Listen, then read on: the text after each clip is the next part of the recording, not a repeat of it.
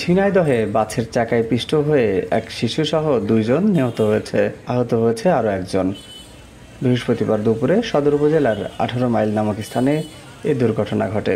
Police ও স্থানীয়রা জানায়, দুপুরে সদর উপজেলার হলিধানি বাজার থেকে ব্যাটারি চালিত ভ্যানে যাত্রী নিয়ে নগরবাথান যাচ্ছিল ওই গ্রামের ভ্যান চালক নজরুল ইসলাম।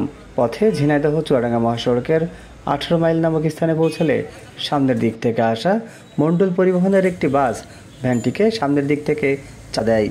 এতে ঘটনাস্থলেই সিফাত হোসেন নামের 7 বছর বয়সী এক শিশু নিহত হয়। আহত হয় ভ্যান চালক নজরুল ইসলাম সহ 2 জন।